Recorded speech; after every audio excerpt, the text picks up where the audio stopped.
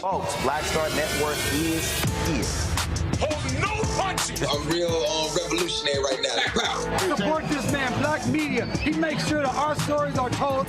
Thank you for being the voice of Black America, Roland. Stay black. I love y'all. All momentum we have now, we have to keep this going. The video looks phenomenal. See, this difference between Black Star Network and Black-owned media and something like CNN. You can't be Black-owned media and be scared. It's time to be smart. Bring your eyeballs home.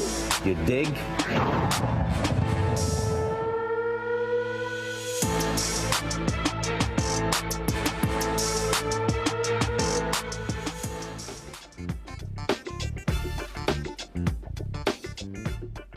All right, it's Monday, April 29th, 2024. I'm Candace Kelly, sitting in for Roland tonight. Here's what's coming up on Roland Martin Unfiltered, streaming live on the Black Star Network. Today, Vice President Kamala Harris launched her Economic Opportunity Tour in Atlanta. We'll share a little of her conversation with small business owners. The Poor People campaign announced its mass Poor People's and Low-Wage Workers Assembly and Moral March on Washington, D.C. We'll share those details. The family of a Black teenager shot in the head after ringing the doorbell of the wrong home is suing the white man who shot him and the Neighborhood Homeowners Association. R. Kelly's attorney says the next step is to ask the Supreme Court to review the R&B singer's sentence for his Chicago conviction. The EPA implemented new rules for companies in Louisiana's Cancer Alley. I'll talk to an advocate about these new regulations, about whether it's too late. The Xavier University of Louisiana will have the nation's 5th HBCU medical school. The president of the university will join us to discuss this exciting news. And Roland was in California Saturday at the Dymally International Jazz and Arts Festival. We'll share some sights and sounds from there. It's time to bring the funk on Roland Martin Unfiltered, streaming live on the Black Star Network. Let's go. He's got it. Whatever the biz, he's on it. Whatever it is, he's got the scoop, the fact, the find. And when it breaks, he's right on time and it's rolling. Best believe he's knowing. Putting it down from sports to news to politics. With entertainment just for kicks, he's rolling. It's on go, roll, roll, y'all. It's Roland Martin, rolling with Roland now. He's funk, he's fresh, he's real, the best, you know he's Roland Martin now.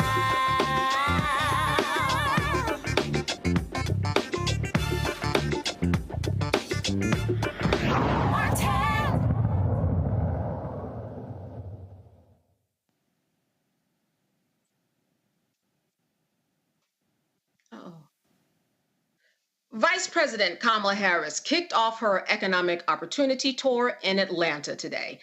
Harris's nationwide campaign tour is to highlight the Biden administration's economic record with the recent $158 million Reconnecting Communities Award for the Stitch Project to reconnect Atlanta neighborhoods and drive economic growth. Harris had this to say about her efforts. How are you and the president building an economy that provides an opportunity for all?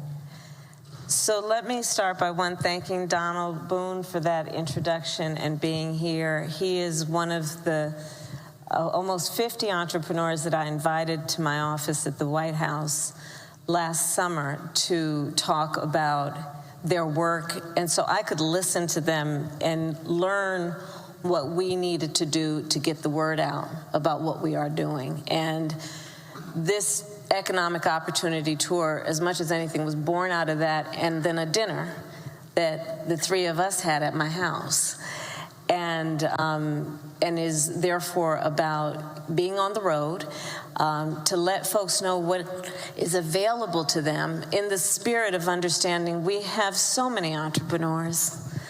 We have so many people who have incredible ideas. They are innovative, hardworking, ambitious, have aspirations, have vision. None of that we lack for in the community. But for most folks, we lack access to the resources that will feed those ambitions and those aspirations. I chose Atlanta to be the kickoff for this Economic Opportunity Tour for many reasons that include one of the leaders who is among us, and I would ask us to rise and applaud him, and that is Ambassador Andy Young.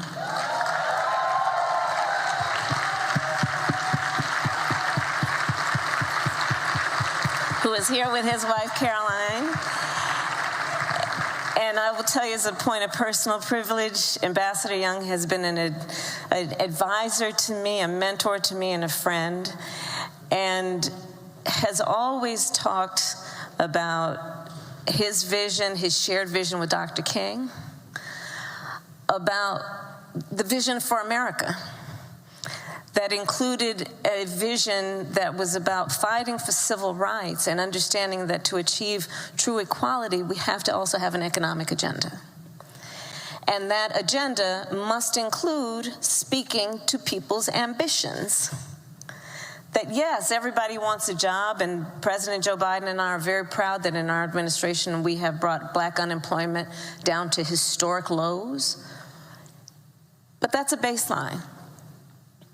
We also are focused on something Ambassador Young has talked so much about, which is creating opportunity for people to build wealth and to thereby not only strengthen their family, Donald Boone talked about that, but strengthen the economy of the community as a whole, and everybody in society benefits.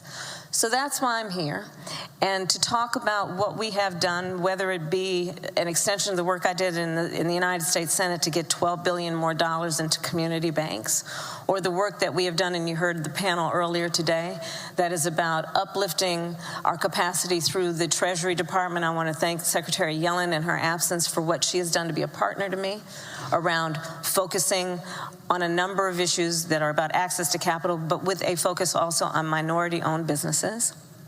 And then what we did to create the Economic Opportunity Coalition, which is, Bank of America, Wells Fargo Bank, Google, and getting private equity to invest in community banks, some of the local community banks being represented here, to increase access to capital so that our entrepreneurs in the community have a place to go where it's the people who are doing the lending know the community, know the capacity of the community, know the mores of the community, and can provide not only capital, but the knowledge that so many need to understand how to run a business. You have a great idea, but you don't necessarily know how to run a payroll.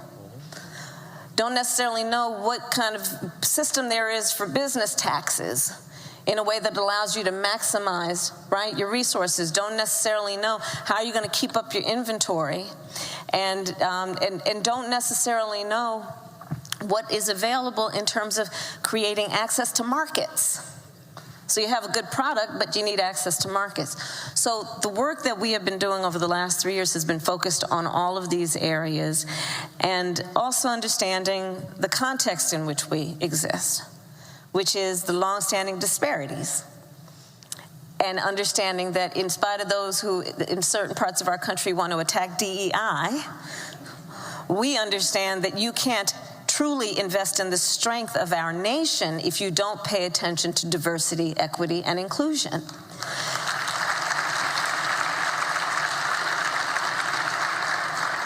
We are, for example, paying attention to the fact that in order for any family or individual to have economic well-being, much less the opportunity to create wealth, we need to take into account the history of, for example, the ability of black folks in America to own a home. Let's go far back enough, we can go even further, but let's go far back enough to remember the GI Bill. That was a promise by our nation to invest in who we called the greatest generation, who fought in that war. And so there was a policy that said, let us reward them for fighting for our nation and all that we hold sacred, and give them access to loans for home ownership. And the reality, however, of a well-intentioned plan is that it was not well-intentioned in the way it was implemented for a lot of people, in that black veterans did not receive in equal measure those loans. And so whereas a whole population people had public policy that was about federal investment on lifting people up, certain folks, and black folks in particular, veterans, did not receive the benefit. So now look at the disparity that's created even by that. We look at the history of redlining. We look at the history of segregation. We remember what happened, I know we're going to talk about these urban plans and what that did to cut freeways across communities and limit their access to commerce.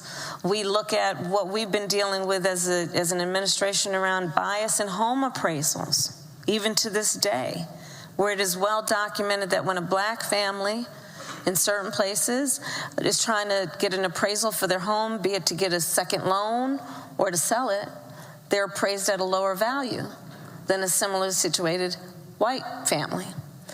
And so these are some of the areas that we are focused on through our economic policies. We've been dealing with student loan debt, understanding that, you know, black students are much more likely to take out a Pell Grant.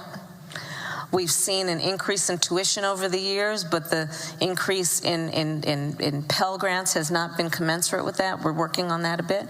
But student loan debt and the forgiveness of that as a way to allow people to have more assets that they can then put into buying a home or building a business. So these are some of the examples of what we've been doing. We've been focused on medical debt. Let me just add that. Medical debt can be one of the fastest ways that somebody can go bankrupt.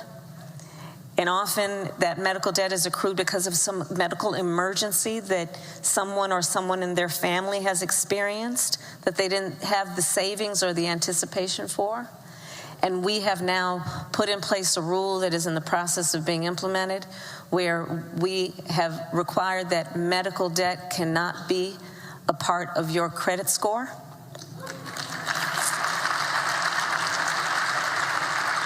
And medical debt cannot be considered when your credit is being evaluated for a car loan, a home loan, things of that nature. So these are some examples of what we've been doing. All right, when we come back on the other side of this break, we're going to take a look and dive into some of the comments made by the Vice President. Stay with us. We'll be right back here on Roland Martin Unfiltered. It's time for a new you. Curl Prep Natural Hair Solutions at curlprep.com is an amazing organic line for curls, locks, braids, twists, and even those curly wigs and extensions. Women, men, and children are loving this line. People line up to see this product in action at hair shows, and when they take a seat and try it, they don't believe it's their hair. Remove the ouch factor for your child, too. Buy at curlprep.com. When you talk about blackness and what happens in black culture, we're about covering these things that matter to us, speaking to our issues and concerns. This is a genuine people-powered movement. There's a lot of stuff that we're not getting. You get it, and you spread the word. We wish to plead our own cause. Too long have others spoken for us. We cannot tell our own story if we can't pay for it. This is about covering us. Invest in black-owned media. Your dollars matter. We don't have to keep asking them to cover our stuff. So please support us in what we do, folks. We want to hit 2,000 people, $50 this month, raise $100,000. We're behind 100,000, so we want to hit that. Y'all money makes this possible. Checks and money orders go to P.O. Box 57196, Washington, D.C. 20037-0196. The Cash App is $RM Unfiltered. PayPal is R Martin Unfiltered. Venmo is RM Unfiltered. Zelle is Roland at RolandSMartin.com. Hey, it's John Murray, the executive producer of the new Sherry Shepherd Talk Show. You're watching Roland Martin Unfiltered.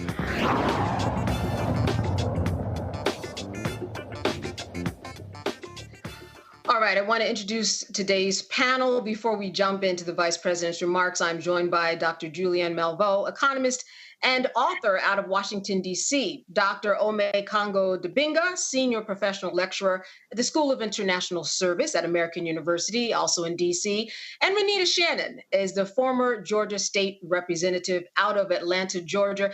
I want to thank all of you for being with us today. Dr. Melville, I want to start with you. We know that this is the 12th trip that Kamala Harris has made to Atlanta. Do you think that she is doing and meeting the thresholds that she should be meeting? Because getting that black vote, especially the black male vote, is a very difficult one. In Georgia, it absolutely is a difficult one. But it's really interesting. I think she was doing very, very well on stage. She's talking about economic issues. A lot of polling suggests that that's the lane where brothers especially feel that they need to be heard. I know that back here in Maryland, years ago when Michael Steele, Republican, ran for governor, he got a lot of black male votes because he focused on black economic development. And I don't think very much has changed around that. This is a great opportunity for Kamala to talk about the economic gains the administration has made And from the clip that you showed, she was doing very well. She's very well spoken. I'm getting tired of the haterators talking about how she doesn't speak well. She does speak well, and you just saw evidence of that. But Georgia is going to be a hard nut to crack. Rumor has it, and a lot of my pollster friends say it's just rumor, that Black men did not vote for Stacey Abrams because of whatever hangups they had. I know Renita can probably speak to that more intelligently than I can. But a lot of folks are saying, this polling is kind of whack. And I am inclined to believe that. However, we can't leave a single stone unturned if we want to prevent the orange man from making it to the White House. We'd have a creamsicle, and we really don't want that. What we really want is to have someone in the White House who is aware of the challenges that the African-American community faces, aware of the history, which Kamala spoke to our vice president. I shouldn't call her by her first name, but I do know her from San Francisco days. But, when she talked about the history of the GI Bill, we don't often hear that. Why is it that we have the homeownership gap that has widened as opposed to narrowed over the years? So the history is something that's so very critical. And again, I think that she's in the right place at the right time, speaking to the right issues, and I applaud her for it. Renita, do you agree? Dr. Malveaux mentioned you in terms of what you might add to this conversation about getting that Black vote, which we know they are working to get. Well, first, I'll say some of the things about this economic plan are very interesting. So the Stitch Project is supposed to right the wrongs that previous transportation developments displace Black folks and displace a lot of folks in communities. And so this plan is supposed to right those wrongs. And then the second part is that, from what I read, that it's supposed to make sure that it's easier for small businesses to get capital. As far as getting out the vote, I do think that, we need to recenter the conversation, because a lot of conversation was focused on, and not just in this panel, but largely with the last time that Stacey Abrams ran, about where the Black male vote went. But people are focusing on the Black men that turned out and where they voted. The larger conversation is there were both Black men and Black women who just did not turn out to vote at all for Stacey. So that is the larger message as it relates to winning elections. Elections are about turnout. And so the way that you get people to turn out is that you have to be promising them something that they can see themselves in that agenda. So I think the things that she talked about in this clip that we saw are some good things that would be helpful to folks. For example, making sure that your medical debt does not go to lowering your credit score. But what I will say is the majority of folks in Georgia are workers, not business owners. And so if you want to get folks out who don't always see themselves reflected in these agendas, Democrats need to start with the basics, at least in Georgia. And that means talking about raising the wage, because a lot of the things that she talked about are situations where the Biden administration can help you if you get in a certain situation, like if you end up having medical debt. But everyone has to pay for shelter, food, transportation, have to feed their family, take care of their families. And so when you talk about raising the wage, which is what I really wish the economic agenda were centered on, that is something that hits everyone. It's basic, it's undeniable. You don't have to think about whether or not the elected official took care of you, because you can literally see it in your paycheck. So that's what I would say. But I do think that there are a lot of things in the Stitch Project that will be interesting to see how they will come to fruition. Yeah, I'm thinking about the fact that in California, you have restaurant workers, their minimum wage went up to $20. As you said, Renita, when you see it in the paycheck, you really can't argue that the economic plan of the administration is working. Dr. Dybinga, I want to bring you in on this. What are the Black men talking about in your circles? Or are you hearing more about the fact that people just need to make more money in order to participate in this democratic society? Well, I found it interesting because, all of the Black men that I speak to are, of course, very critical of Biden's agenda on several issues. But compared to Trump, I find that they're very, very supportive. And I feel like just that visual of Vice President Harris up there, with those two brothers is really important, where you have somebody like a Donald Trump who has to, get AI generated photos around Black people, or stage members from Candace Owens' campaign or campaign workers to get actual pictures of Black people. I think this is important, and it's also strategic. I think that, a lot of Black men who I know who are involved in business are getting behind projects like this. I was just in Atlanta yesterday, have some good friends down there who talk about what's going on down there all of the time. Obviously, no one knows more about that than Renita here. But I feel like when it comes down to it, when Black men who are engaged in the political process look at Biden versus the alternative, it's going to be a no-brainer. And I think what Renita said is really true in terms of it's really going to come down to getting those people out who are not voting. As Clay Kane talks about in his book, The Grift, the largest voting bloc is the non-voter in this country. And so the people who are in it, the people who are involved, and the people who have the economic interest, when it comes down to it, they're going to cast that ballot for Harris and Biden for sure. But there's this larger group of people who don't really feel like they have full access to the system. And that's why I think what we're doing is important right now. The Black Star Network, Roland Martin, has a large group of Black men, who follow, and we have to be part of the people putting out this agenda so that more people in our community who are not directly involved in politics or the business community can see this agenda.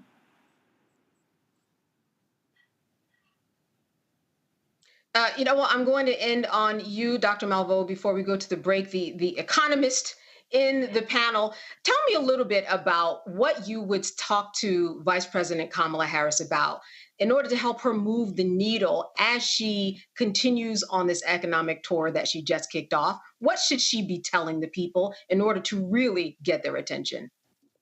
Well, Renita is absolutely right about the issue of wages. We have not raised the minimum wage in more than a decade. It's $7.25 an hour. She's in Atlanta, a state that's a right-to-work state, and so she could pump that up quite a bit. I agree with Renita. The business piece is good, but most people are not entrepreneurs. Only 3% of African-American people own a business. So you're not speaking to the broad group of African-American people. I think the other things that I would lift up, of course, is student loan debt forgiveness. And again, that's a divisive issue around class lines. Everybody didn't go to college. And so a lot of people resent the notion that, I didn't get to go to college because I didn't want the debt, and now we're forgiving other people's debt. And I think she needs to talk about pulling folks at some level together. The gender divide can be breached. She's an amazing leader, and when she's on point, she's really on point. And I think the clip you showed her on point. But I would also talk about, the orange man says that he wants to cut taxes. Well, whose taxes? Because people at the bottom haven't seen a tax cut, really. So whose taxes? So break that down. Whose taxes are going to be cut off? What is your position on taxation? And sister, I think everybody is concerned about inflation. And it has to be placed in context. A year ago now, inflation was 9%. Now it's down, it's under 4%. But it hasn't gone down as quickly as we'd like. And I don't think people understand presidents and vice presidents can't control inflation. And they can't control the Fed, the Federal Reserve, which is why the orange man throws shade at the Fed. He'd like to get rid of it. He'd like to be in charge of everything. He wants to be a dictator. But I think that she should mention inflation and talk about, some of the counterbalances to inflation. I don't like to go to the grocery store. I like to get my stuff delivered. But when I go, sometimes you do. It's not sticker shock, but it's like, okay, last week this was $4.99. Now it's $5.29. What happened? And so she should address frontally, yes. Right, getting down to the nitty gritty. And I'll agree with you that the vice president, it really was a strong showing as she kicked off her tour for the 12th visit to Atlanta. All right, stay with us on Roland Martin Unfiltered on the Black Star Network. We're going to be back after the break with more important issues that you need to hear about. First, President Barack Obama's road to the White House. We got about 500 copies of the book available. And so this actually is all of the coverage of the 2008 election. But the other thing is this here. I talked to folks like Malik Yoba, Hill Harper, Erica Alexander, Kevin Lau, Spike Lee, Tatiana Ali. But there's a lot of behind-the-scenes stuff in here as well, where I talked about some of the stuff that went down at CNN. Also, when you go through here, a lot of the photos that you see in here, photos that I actually shot, photos that were my time at CNN. And so what I decided to do, because one, I published the book and I own it myself, is that so I said, you know what, I'm going to slash the price to $10. And so we're going to have shipping and handling $5.99. I'm going to personally autograph every copy. I'm not reprinting the book. So once we are sold out of these 500, that's it. They're gone. So you can go to RolandSMartin.com/the first to get a copy of this book. Everybody who orders this book, through the website, not on Amazon, only through RolandSMartin.com. I will personally autograph and mail you a copy of this book. It's all of the coverage, the actual interviews that I did with him. And just to show you, of course, when it came out, there's actually even in here the interviews that I did with him and Michelle Obama, which won TV One Cable Network's its first 2 NAACP Image Awards. And so all of that for $10. Shipping and handling is $5.99. So go to RolandSMartin.com the first and order your copy today.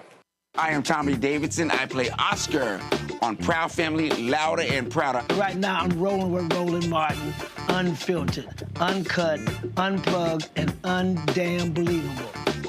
You hear me?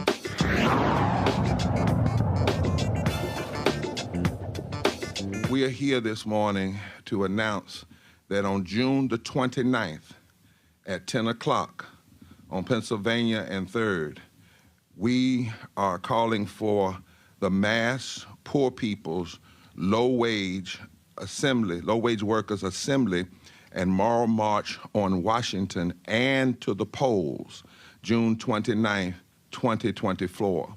On March the 2nd, we had simultaneous actions in 35 states and the District of Columbia, where poor and low-wage persons, religious and moral leaders, and advocates joined at state capitals to launch a campaign to touch 15 million poor and low-wage infrequent voters in this country.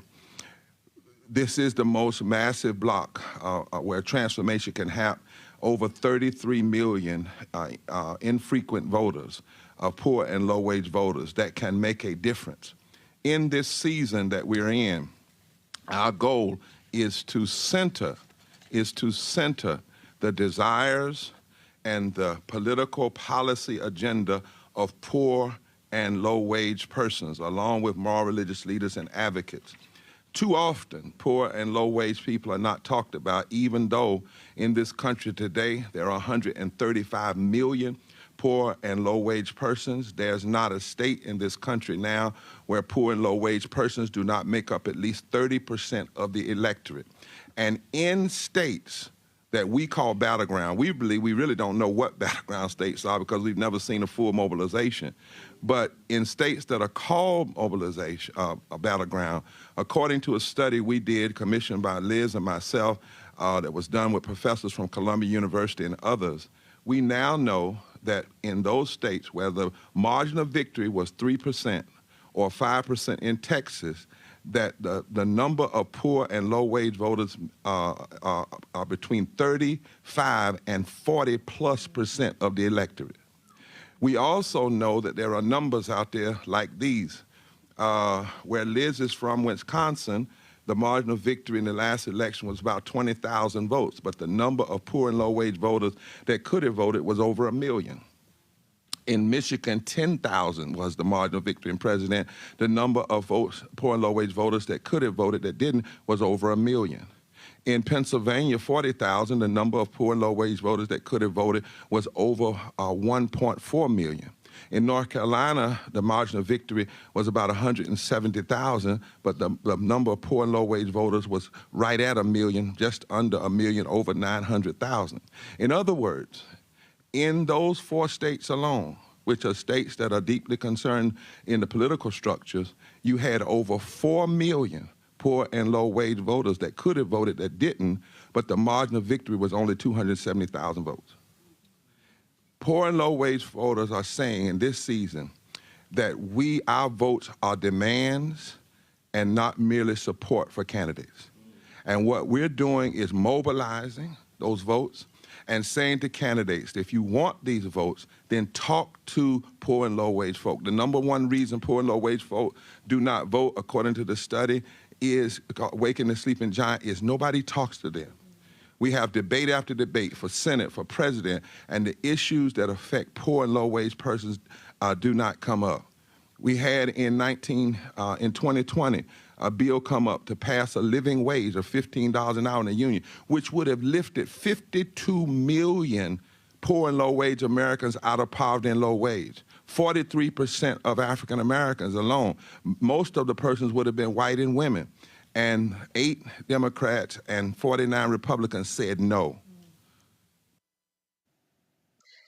Dr. Dybingo, what he is saying is that low and poor wage workers, they're not being talked to. What would you say about what it takes to get down to the level of poor and low wage workers for them to really understand the message, hear the message, and for all of the dots to be connected?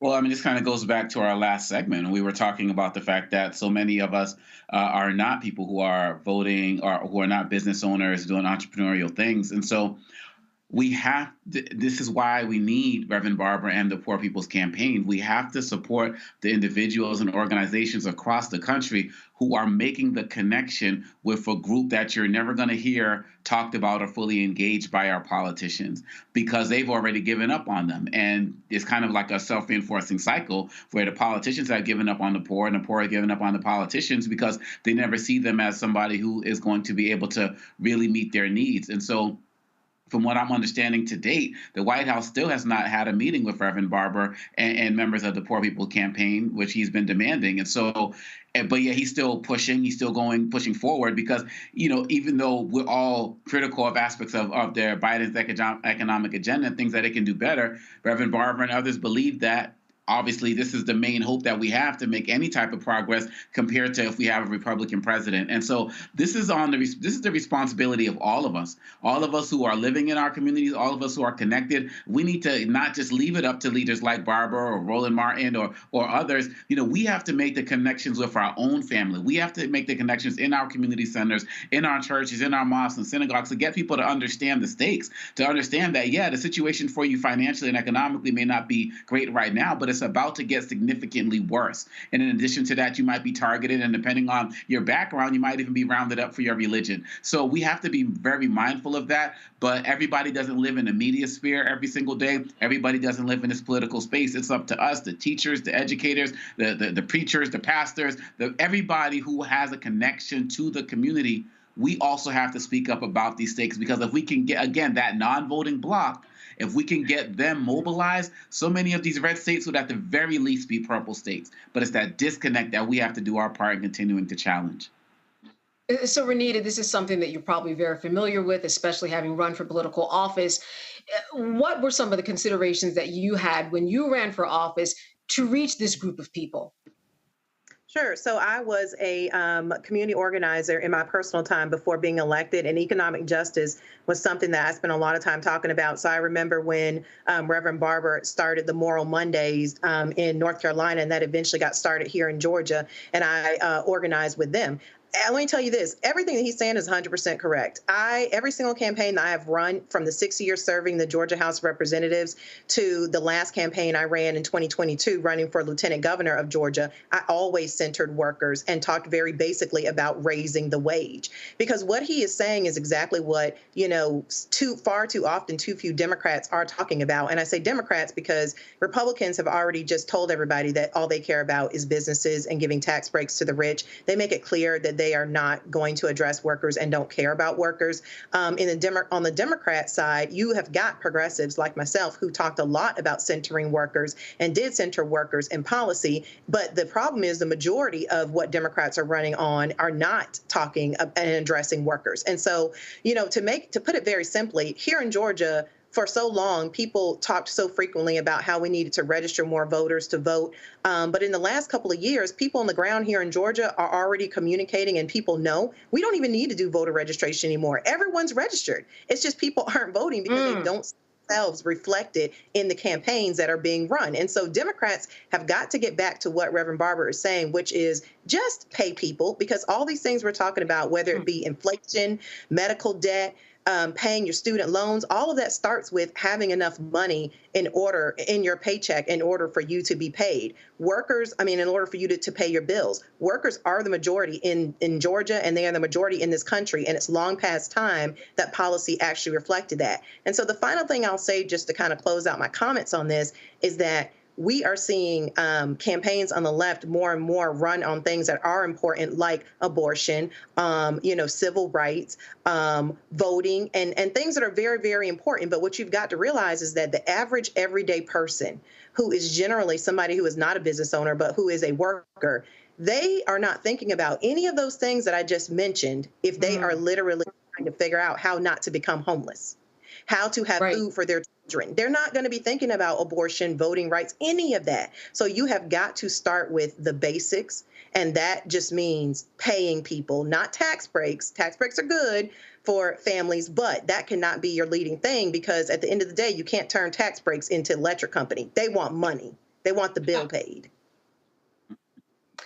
Dr. Malveaux, this really is kind of a conversation that we began last segment, and that we're talking about a way to reach people who don't feel like they are being spoken to. And it really has to do kind of with marketing, right? We're talking about how do you get the message out to the masses so that they hear you? Well, what would you say is the answer to that question? And also just your input about this particular march, which he has marches every year. They do make a difference, but that, I guess that is what is necessary in this 2024.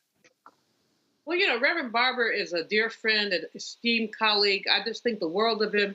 The Moral Mondays really galvanized people, and he's continuing to galvanize people. But the issue with the march sends a signal to politicians that there is a base here that cares about this.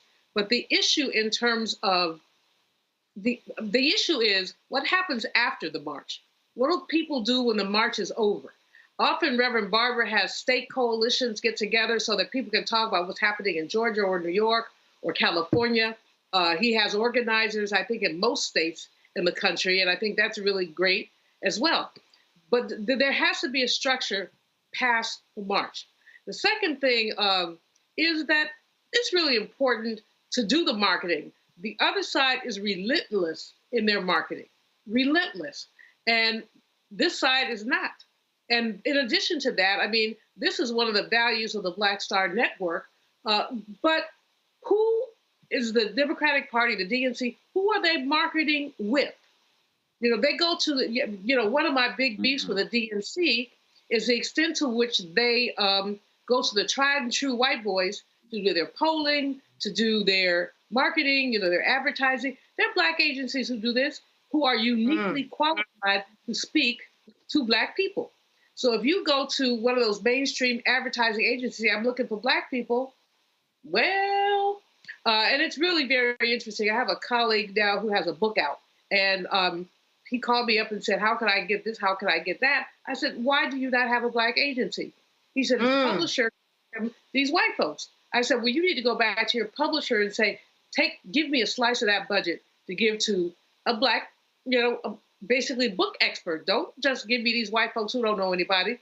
From the short conversation we had, the sister who he hired that I had recommended was able to get him on like 4 Black-oriented talk radio shows. But, people don't understand how to market to us. And a lot of people will the old example, but years ago when I was in San Francisco, there's a Black newspaper, a sister friend owns it, the San Francisco Sun-Reporter. I appear in there occasionally. And one of the major department stores took the ad from her. And their rationale was, well, Black people read the San Francisco Chronicle also. Well, we may read it and we may not, but we don't necessarily pay attention to it. When you advertise, basically engage with Black-owned media, guess what you're telling Black people? We know you, we care about you. When you tell me, well, you go pick up the Sun-Reporter, not the Sun, but the Chronicle anyway, you're going to pick up the New York Times anyway, that does not say anything to me about how you value me as a voter or as a consumer. So the Biden administration, they've done some very good things. I won't take anything away from them, but they've also been very clumsy in their marketing, extraordinarily clumsy in their PR. They're not tooting their own horn. If they don't toot it, we're left to toot it. And that's not what we do as opinionators and journalists. We're not going to go on the road with them to toot their horn. They need to get Karine in play to do a better job when she's at the mic, or, her director of White House, whatever. And we need to get her in gear. But we also need some dollars need to come to Black-owned media. And I promise you, they will see the ROI, but they have to be willing to do the I to get the R. They have to invest to get a return. Right now, I'm not seeing it. Dr. Dybinga, what she's saying is that, listen, if you want to reach the people, you have to be the people, which is part of it. But what are your thoughts about the time that we have left? We have about 6 months. Can something really happen in terms of a change in reaching groups of people, millions, to get them to understand that they need to go to the polls and that we are speaking to you if we are the Democratic Party?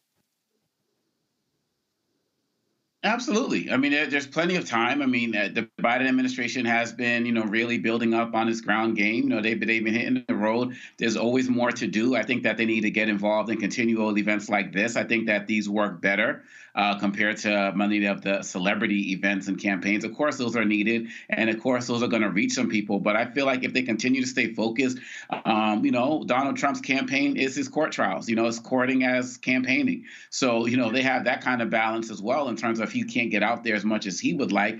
And so I think, Biden is also hitting non-traditional sources in places like Howard Stern, but they also have to come on networks like what we're doing here to continue to speak to the people. So if they stay the course, if they continue to allow themselves to be challenged and respond to the challenges that are being placed towards them, I feel like they have a great opportunity. But like Dr. Malvo said, there has been a little bit of clumsiness, particularly as it relates to meeting communities who aren't regularly going to vote for them or who just might be skeptical. And so I feel like if they stay this course, continue to pick up some key endorsements, but keep doing the work on the ground in the communities, I really do believe that they can make some strong headway in the next 6 months. But there are Black people who are concerned about so many other things outside of the economics, like, Israel, Palestine, and so many other things as well. South Africa, what we're talking about, and what we were part of that movement, part of that fight. I know that's coming later, but, we've been involved in international struggles as well, and we're watching that as well. And so they have a lot of work to do, but I do believe that they are doing the work. But lastly, as Dr. Malvo said, they got to get some money in the hands of Black pollsters, Black media organizations, Black publicists, all of those different types of marketing and the like, so they can specifically target the community that Biden said he'll never turn his back on. All right, to get the message out. All right, if we want more information about the mass Poor People's and Low Wage Workers Assembly and Moral March on Washington, D.C., you can log on to poorpeoplescampaign.org. It takes place on June 29th, 2024. Stay with us on the Black Star Network on Roland Martin Unfiltered. We'll have more after the break.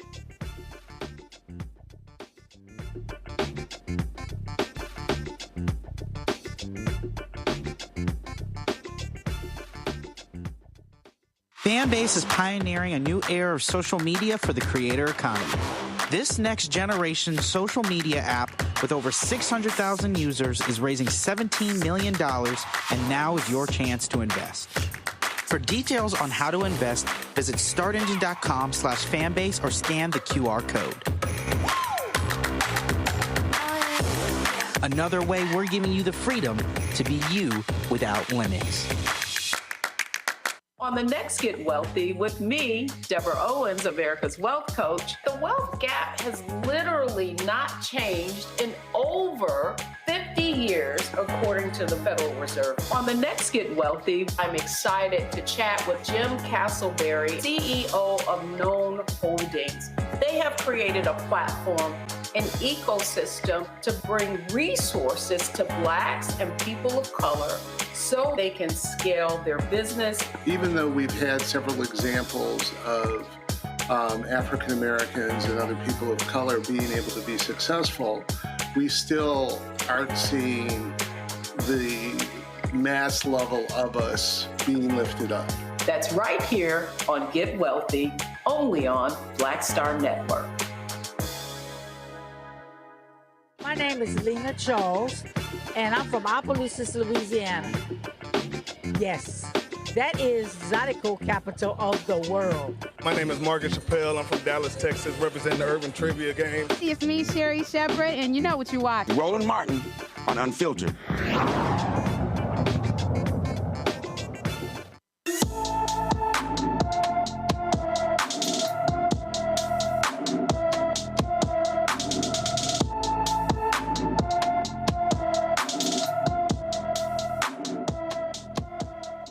Zara Reed has been missing from Mamel, Arkansas since April 24th, 2024.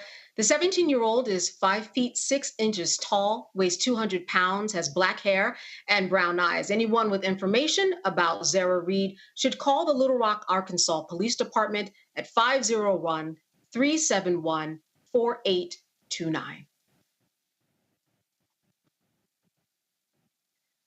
All right, the family of Ralph Yarl, the Black Missouri teen who got shot for ringing the wrong doorbell, filed a lawsuit against the white man who shot him and the Homeowners Association. The 7-page lawsuit accuses shooter Andrew Lester and the Highland Acres Home Association Incorporated of careless and negligent conduct for last year's April 13th shooting. Yarl went to the wrong home to pick up his younger siblings. After ringing the doorbell, Lester shot the teen and in the head and in the arm. Lester pled not guilty to first-degree assault and armed criminal action. He is out on bond. His trial is set to begin on October 7th. Renita, I want to start with you here and saying, we're not surprised, are we, that this happened? I think it was just a matter of time before this lawsuit came. Yes, and I'm glad to see this lawsuit because when this incident first happened, a lot of folks focused on the criminal penalties that the shooter would have, which was very important because that does send a message that you cannot just shoot someone and say, oh, it was a mistake, and there's absolutely no accountability towards that. But this is really important. They filed a civil lawsuit because in addition to sending a message about, with the criminal penalties, Ralph going to have substantial bills and substantial costs in repairing, I'm sure, his mental health from being shot as a child. The trauma that he faced is something that probably will take years and years and years to resolve. So this absolutely will have a lasting impact on his life. Now, what impact? We obviously don't know, but he is going to need resources to make sure the impact of this event is as minimal as possible, and that is not free. And so I'm glad to see this civil lawsuit. I hope that he is awarded, him and his family enough money because the trauma also extends to his family as well. So, I think that this is an important step, and I really hope that they are successful in getting the necessary resources from the civil lawsuit.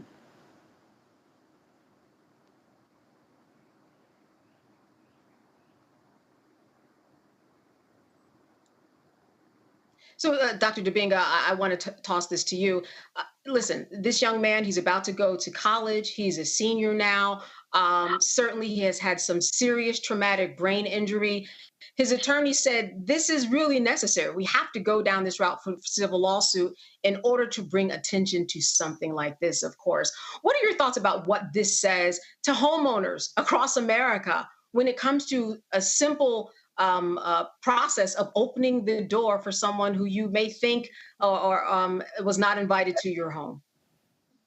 Be on notice. You got to be on notice that there could be consequences and penalties like this. I mean, there were several instances of this that was happening across the country during this time that Ralph Yarl was shot. And I've heard of some recent events as well. And everybody just kind of has this mindset of, people have shot at people driving into their driveway by mistake or just to turn around and do like a 3-point turn. And this type of entitlement that we're seeing in this country where people feel like they can just blast somebody for the smallest offenses, or these are not even offenses. They're mistakes or just people trying to move a little bit faster in where they're going. Now, y'all knocked on the wrong door. But I mean, seriously, this also has me think about that court case where the two parents finally, where they got convicted for the gun that they gave to their child up at school. There has to be more accountability in Michigan. Thank you. There has to be more accountability like this, because if not, people are just going to feel like they're living in the wild, wild west. I mean, but even back in the wild, wild west days, there were more regulations as it relates to guns and what's happening in our society. And lastly, I also want to say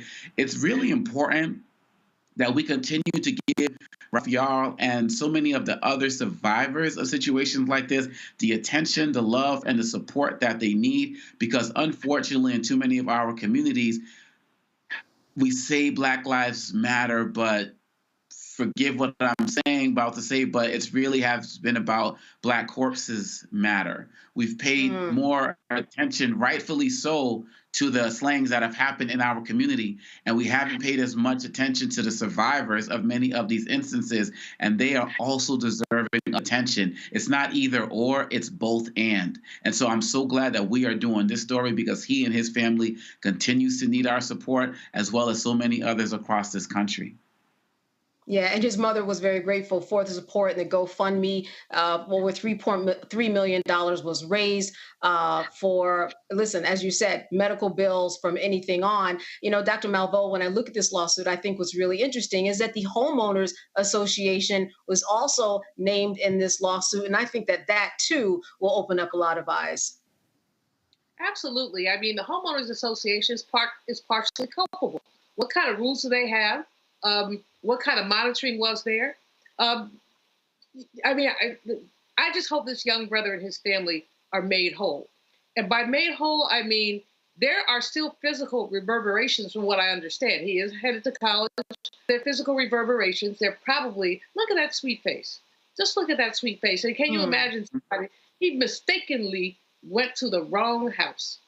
But the mistake was an understandable mistake. It was like, something road versus something alley. The same numbers were available, so it was an honest mistake. The young brother wasn't trying to do anything, pull anything over on anybody. This guy is a racist. He saw a black face and he shot, and there should be consequences for that, both criminal but also civil. And so I applaud the civil lawsuit.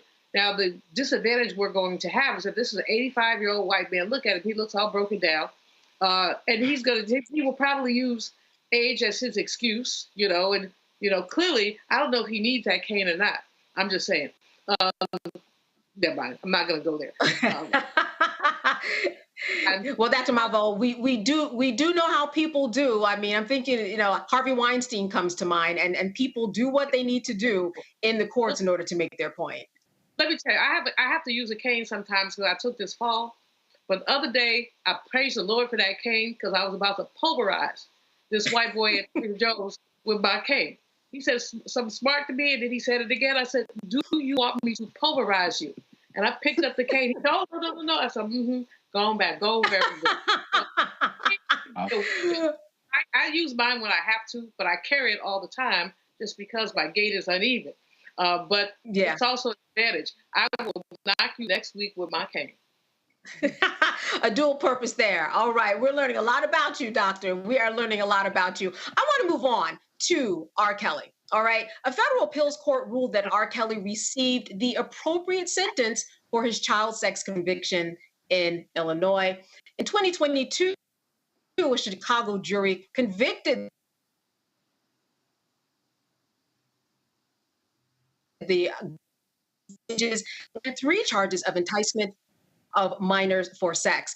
The 3-judge panel disagreed with Kelly's attorneys that Illinois' former and shorter statute of limitations on the child sex crime prosecutions should have applied to the Chicago case rather than current law permitting charges while an accuser is still alive.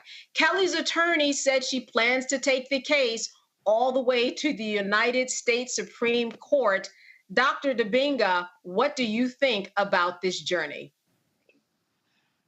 You know, every time I look at R. Kelly, I get so frustrated about the permission structure that allowed him to do what he did. From everything from marrying Aaliyah when she was 14 and all of us who are out here in this world who are unsuspecting fans, not realizing that we were singing along to lyrics that were about, you know, child molestation and predatory behavior and the like, and how he was able to get away with it for 30 years or plus, and all of the people who enabled him. And of course, there's been no trial yet for Diddy, but, you know, we're seeing some of these things, you know, come out and play out in similar ways. I'm going online and I'm reading stories about how, you know, like Diddy, you know, his crew used to have drinks that had stuff in it on one side and other drinks that didn't have on the other. Like this permission structure, I just wonder what hip hop would look like, what R&B would look like if it respected Black women. And everything that R. Kelly is getting, he deserves 10 times over. but he has not been the only one. We have allowed this and sustained this for too long. I don't care what people say happens in other genres. I don't care about people, whether it's Russell Simmons. I don't care what people say, oh, it was a different time. No, we cannot condemn child molestation, child rape. We cannot condemn rape culture to adult women and men. We have to take a stand. We are, everybody on this group right now, we are hip hop. Regardless of our age, whatever it is, we are the community. We are responsible now. We got ownership of different things. We have to claim our music. We have to claim our community for these next generations. And that is the only reason why I want the R. Kelly story to stay in the news. All these convictions, take it all the way up to the Supreme Court so they can keep throwing it down. Although I don't know about some of these cats on the Supreme Court, the Kavanaughs of the world. I get a little nervous if it gets up there.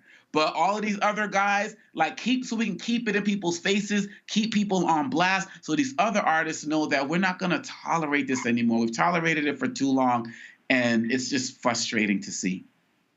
Renita, his attorney said, listen, the prosecutors really didn't make the case. And I'm wondering from you, what do you think about him continuing to try? Because I've heard a lot of people say, listen, there are murderers who did not get the sentence that R. Kelly got. This was just one sentence of 20 years. He'll deal with another sentence, I'm sure, on another appeal.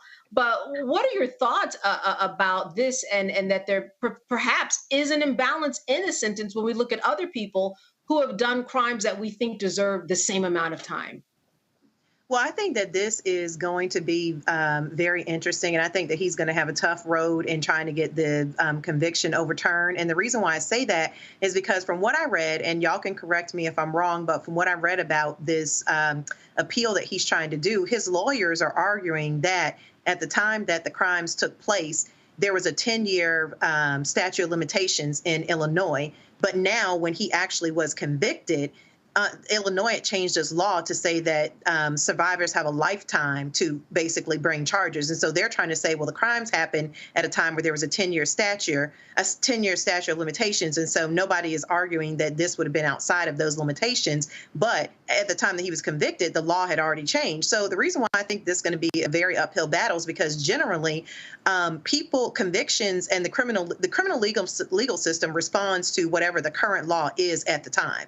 So Illinois is not the only state that has brought about laws to support survivors of sexual assault in much better ways. So, for example, in Georgia, we've had a bill that has continued to come up in previous years to say that if you are an institution that's covering up sexual assault, you can be held civilly liable, for example, like what we saw with the Olympics and the Catholic Church. So the point I'm making is that if he were successful in getting this conviction overturned, it would have larger ramifications. They would have ramifications that are larger than him. It would have ramifications for other states who now have similar laws to Illinois that say that there is no statute of limitations. So because of that, I think that it's going to be really difficult. And in addition, I think that the case, with so many of the sexual assault complaints being thrown out and him only being convicted on a portion of what we strongly believe happened, this is one of those situations where prosecutors understand they not get you for all that we're pretty sure that you did, and we saw videotape evidence of because the statute of limitations ran out. So you will be got for what we can actually nail you down for. So I think that this is probably a lost cause. Hey, Renita, you make a good point, and that's what the judge said too. They said, listen, there were 7 counts that were thrown out, and this was abhorrent behavior. And so you really got lucky that you got this particular sentence. Dr. Malveaux, Renita also makes a good point in that these laws have been put on the book in order for survivors of sexual assault or assault to come forward, extending the time. We've seen this in Sean Combs' case, as Dr. Dybinga was talking about. And there are some parallels. People are talking about it in the same breath. What's your takeaway from what R. Kelly is trying to do, and just how you feel about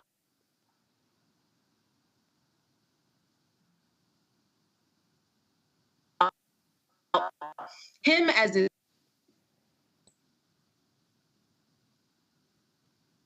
Well, I don't know. We may be having time. Okay. First of all, can you hear me now? Yes. Fine, thank you. He's Donald Trump in blackface, if you will. I can do whatever I want to a woman, I don't have to, bear any consequences. So he looked real good in that orange jumpsuit, looked just like his twin. But what I would say is New York State opened a window and said, if you have past sexual assaults, you have this much time to bring it up. And we saw people bring it up, and it has made a difference for some people in terms of them being able to get fiscal satisfaction for what often is a life-shattering experience. I don't have much love for R. Kelly for any number of reasons, but especially because of the predatory nature of his relationship, as Owakongo mentioned, with Aaliyah. Who marries a 14-year-old? Well, you marry the 14-year-old to cover up the sexual assault that you visited on her. That's the only reason that a grown man marries a 14-year-old. So if the Supreme Court was smart, they stay out of this. I mean, I don't think that it comes to the Supreme Court level. So if he wants to waste his little money, which is dwindling, but you can't put all those millions in your prison commissary account. But if you want to waste your little money spending lawyers' fees to appeal, go for it. But I think the Supreme Court probably should not even touch this. It doesn't come to the Supreme Court level. He's gone to the appeals court. They've said no. But again, like his twin, the other orange man, he wants to prolong this.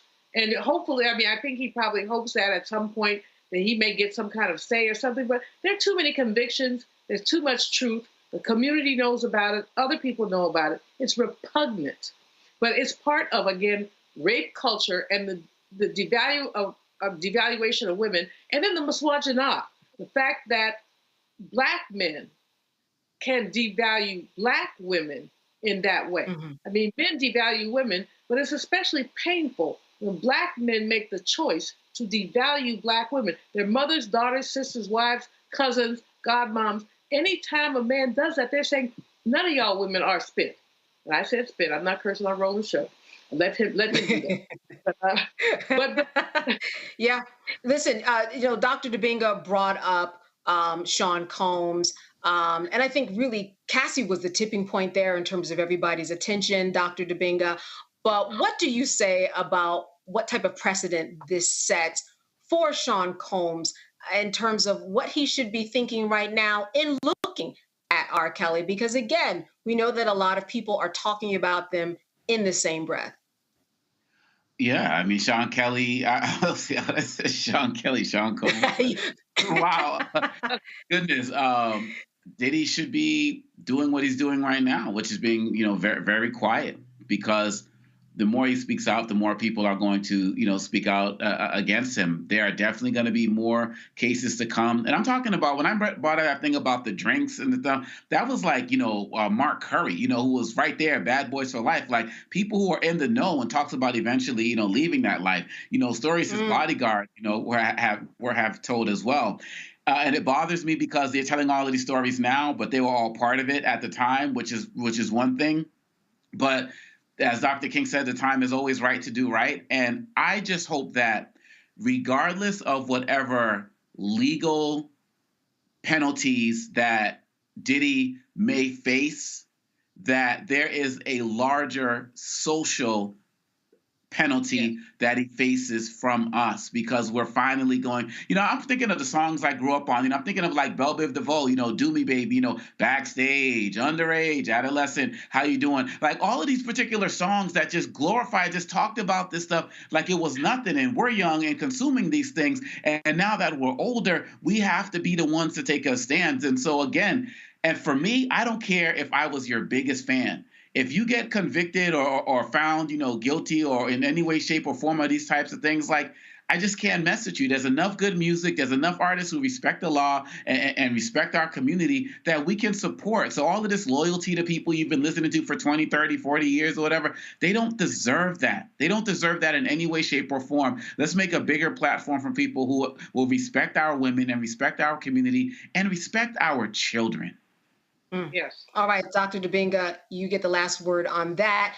And certainly we're going to be following R. Kelly and Sean Combs, whatever they do next. You are watching Roland Martin Unfiltered on the Black Star Network. Stay with us. We're going to take a short break. We'll be right back.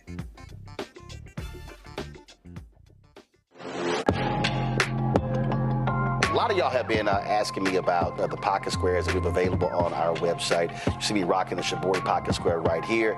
It's all about looking different. Now look, summertime is coming up. Y'all know, I keep trying to tell fellas, change your look, please. You can't wear athletic shoes every damn wear. So if you're putting on linen suits, if you're putting on some summer suits, have a whole different look. The reason I like this particular pocket square, the Shibori, is because it's sort of like a flower and looks pretty cool here versus the traditional boring silk pocket squares. But also I like being a little different as well. So this is why we have these custom-made feather pocket squares on the website as well. My sister actually designed these after a few years ago. I was in this battle with Steve Harvey at Essence, and I saw this at a St. Jude fundraiser. I saw this feather pocket square, and I said, well, I got some ideas. So I hit her, and she sent me about 30 different ones. And so this completely changes your look. Now, some of you men out there, I had some dudes say, oh, man, I can't wear that. Well, if you ain't got swagger, that's not my problem. But if you're looking for something different to spruce up your look, fellas, ladies, if y'all looking to get your man a good gift, I've run into brothers all across the country with the feather pocket squares saying, see, check mine out. And so it's always good to see them.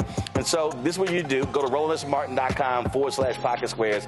You can order Shibori pocket squares or the custom-made pocket squares. Now, for the Shiboris, we're out of a lot of the different colors, and I think we're down to about 200 or 300. So you want to get your order in as soon as you can, because here's what happened. I got these several years ago, and the Japanese company signed a deal with another company, and I bought them before they signed that deal, and so I can't get access to any more from the company in Japan that makes them. And so get yours now. So come summertime, when I see y'all at Essence, y'all could be looking fly with the Shibori pocket square or the custom-made pocket square. Again, RolandSMartin.com/pocket squares. Go there now. Next on the Black Table with me, Greg Carr, we welcome a towering intellect, activist, master theorist, prolific author, and unstoppable firebrand for change. The one and only Dr. Errol Henderson joins us to talk about his new book, The Revolution Will Not Be Theorized, Cultural Revolution in the Black Power Era. And this is what's going on in so much of academia and in some movement circles is an anti-Black nationalism. It's an hour of power that you don't want to miss. That's right here on the Black Table on the Black Star Network. Hi, I'm Jo Marie Payton, voice of Sugar Mama on Disney's Louder and Prouder Disney Plus, and I'm with Roland Martin on Unfiltered.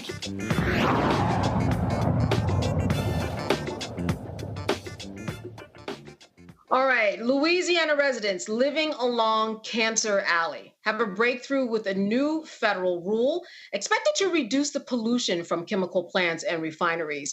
Cancer Alley is a corridor along the Mississippi River between New Orleans and Baton Rouge of more than 150 industrial facilities that produce a quarter of the nation's petrochemicals. The new rule is designed to reduce the risk of cancer. Now take a look here to see the petrochemicals produced in Cancer Alley that's heavily populated by Black people. Cheryl Levin, she's the founder and president of Rise St. James. She joins me now to talk about this particular ruling as well as Cancer Alley. Thank you so much, Sharon, for being with us today. Thank you for having me. Absolutely. You know, for people who don't understand, before we get to this rule, kind of the what's going on in Cancer Alley, how would you explain what is going on today? It is a story that has been out for years, but when you describe what's going on today, how would you assess it? It's like a death sentence. To me, it's a death sentence because we are being polluted. And our politicians allow these industries to come into our community, and they're receiving some type of money under the table. And one of our neighbors just died this morning with lung cancer. And it's heartbreaking because we're dying like flies. We are in the middle of this so-called Cancer Alley. Cancer Alley is an 85-mile stretch between New Orleans and Baton Rouge. St. James Parish and St. John the Baptist Parish is smack in the middle of Cancer Alley. And we have 7 districts in St. James Parish. I live in the 5th district where there are 12 industries within a 10-mile radius. There's over 100 storage tanks within a 10-mile radius. No other area in St. James have these storage tanks. The 4th district have about 7 or 8 industries over there, but we are the ones that's suffering the most from the air pollution, from the water and the soil. We cannot plant a garden anymore. We cannot breathe the air without getting sick and without consuming chemicals in our bodies. And so, and the water comes from our river, our drinking water, and there's benzene in that drinking water, and there's also other chemicals in the drinking water. So we have to use bottled water to cook with and to drink with. And we are living in a death sentence.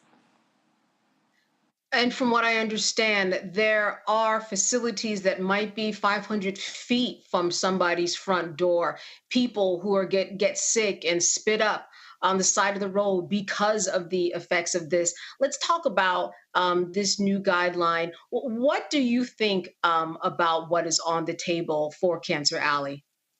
I think that it's a help to us. I think that the rules they are not strict enough for some areas. For example, like chloroprene. That's where the plant in St. John the Baptist Parish, they've been fighting that for years. And chloroprene is one of the biggest one on the list with the Hans rules. They have to, within 90 days, they have to comply. And if not, they're gonna have fines. And ethylene oxide would be the one in St. James that we are breathing. And it's going to be about 2 years before they really put that one into effect. So I think that they should go into effect immediately because people are dying immediately. People are not waiting 2 years to die. We are dying right now. With these guidelines, did you have say or input in making them happen? Did someone on an official level come to you as a leader to say, what is it that we need to be concerned about? Well, when Administrator Michael Regan came to St. James on his Justice to Journey tour, he asked us what we wanted, and we told him. And Concerned Citizen of St. John also told him what we wanted. And when he came here, he saw for himself. Then me and my daughter went back to his office in D.C. and spoke with him again, and he assured us that he's working on something to help us. And he said it really touched his heart to see what we're living in. So these guidelines in particular, how would you explain them in terms of, it sounds like it's giving you some hope, but what do they say exactly? It's giving me hope because Formosa Plastics is a plastic plant that want to be built in St. James, 2 miles from my home. With this rule, they cannot build with the emissions that low. So if they don't comply with the EPA Hans rules, they will not be able to build. And I know they won't be able to build because they can't function with that lower emissions. And a whole lot of industry can't function with these new Hans rules. That's why so many people are angry with Administrator Regan. But it's too bad. He's working for the people. He's trying to save our lives. And this is the beginning of him working to save our lives. As you mentioned, someone died just this morning. I have read many accounts of meetings about this issue where when there was a vote as to who has lost someone in their family to cancer, it's 100% that everybody in these meetings, everybody who lives in this community has lost someone to cancer. That's right. And people right now have cancer. A lot of people. My friend Melvin, he has colon cancer. Some of my friends have breast cancer. My 2 brothers have prostate cancer. And it's a whole bunch of people with cancer. Piecemealing along the way, how have officials or the government helped up until this point, if at all? Has there No. been any moving of the needle, or is this really the first breakthrough of hope that you guys have experienced? This is the first breakthrough of hope, because our public officials, our 7 council members, voted for Formosa Plastic to come in here. And the council person that lives not far from me, I could walk to his house, he voted for Formosa Plastics to be built in the 5th district where he lived also. So I don't have any faith in our parish councils. I don't have any faith in our public officials, our leaders. Not one of them came to the rescue to help save the lives of the people in St. James Parish. If it wouldn't have been for Rise St. James, we still wouldn't have these Hans rules. All right, I want you to hold on for a moment. We have to go to a break, but on the other side of the break, we're going to have our panel ask you some questions. So stay with us. You're watching Roland Martin Unfiltered, and we'll be back. It's time for a new you. Curl Prep Natural Hair Solutions at curlprep.com is an amazing organic line for curls, locks, braids, twists, and even those curly wigs and extensions. Women, men, and children are loving this line. People line up to see this product in action at hair shows, and when they take a seat and try it, they don't believe it's their hair. Remove the ouch factor for your child, too. Buy at curlprep.com.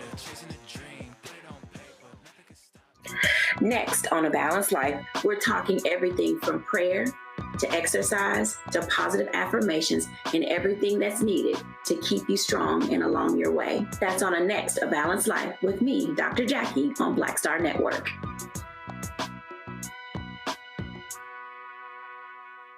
Farquhar, executive producer of Proud Family. Bruce Smith, creator and executive producer of The Proud Family, Louder and Prouder. And you're watching Roland Martin Unfiltered.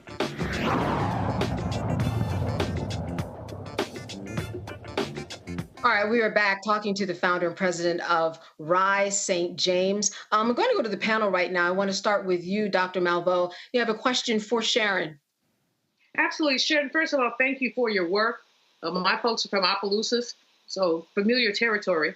Black folks are more likely to have cancer than other people. Black women, 41% more. I mean, we have higher death rates and lower survival rates, and I guess that's what you're living right now. Environmental factors are a really big part of what's going on. You've been really active for a very long time. And the EPA does have the ability to fine. So this is the first time you've really seen any pushback to these corporations. And the second part of this question is, I've been doing a little bit of research, and people, all those companies talk about, well, if we have to do this, there'll be less jobs. What do you say to that? Oh, I'd rather have less jobs and live a long, healthy life than to have these jobs and my life is cut short by 25 years. And the jobs that comes to St. James, we don't get the jobs. They hire people outside of our area. People come from Texas, different states, Mississippi, Tennessee, and they house them at this hotel right next to the Sunshine Bridge. They have about 4 hotels over there that's built to house these workers. So getting these jobs is not for St. James. It's for the outsiders. All we getting is sickness and death. And that's a fact. We want to live. I'm sorry for your loss. Very sorry for your loss, Miss Levine, what you talked about with your friend this morning. And I really appreciate your powerful work in this space. I'm wondering, how long will it be before what Regan promised will your community start to see effects from what their policies are going to, from the policies that they're going to implement? How long would it take? All right, with chloroprene, they have not 90 days. So we want to see that. And I want to be there when they are not complying. I want to be there when the EPA come to slap a fine on them or whatever they're going to do to them, because LDEQ is not on our side. LDEQ is not helping us at all. They approve these permits for these companies to pollute us. LDEQ know what chemicals are being emitted in the air, and they allow these things. We call LDQ to complain. They give us a deaf ear. They say they're going to look at it, might come out here 2 or 3 days later, or maybe weeks later, and they call me and tell me they didn't find anything. Of course you didn't find anything. You didn't look for anything. And we are tired of LDQ not helping us. They're supposed to protect the citizens, not the industry. They are with the industry. They helping the industry to kill us, to poison us. We don't need LDQ if they're not going to help the people that live here. Thank you. Wow. Renita. Ms. Levine, thank you so much for all the work that you're doing. I mean, the work that you are doing, you should not have to do, because it is common sense that, the not having a job will mean nothing if you've died from cancer. Not having car parts, which I saw that some of the chemicals, neoprene, one of the chemicals that's giving people cancer, is used in car parts, but you won't need a car if you are not alive to be able to drive. So you're pointing out the obvious, and I just really appreciate that. I just want to say thank you so much for your work.